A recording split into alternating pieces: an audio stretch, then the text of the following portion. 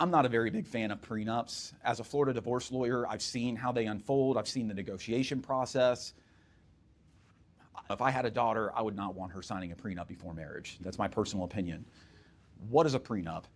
A prenup is a contract. It's a binding contract. It's a business deal that you negotiate with somebody before you get married.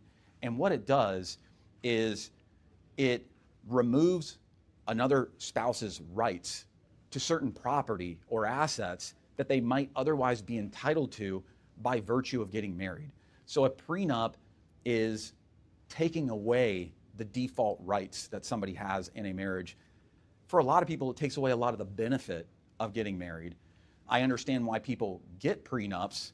They want to protect their assets. A lot of couples end up getting divorced, unfortunately. 50% of marriages end in divorce. So I understand why people, out of an abundance of caution, want to get a prenup done if they're trying to protect premarital assets, maybe a business that they started before the marriage.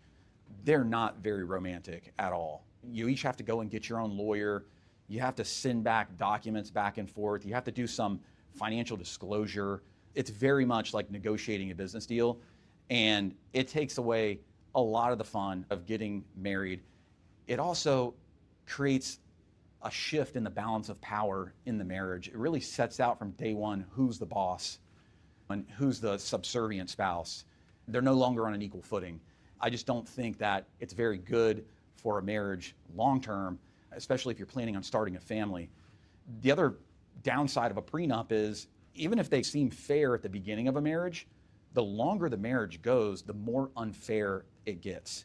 Let's say a man and woman are getting married and the guy comes from a family, they've got money, they've set him up with multiple properties, they've maybe helped him start a business.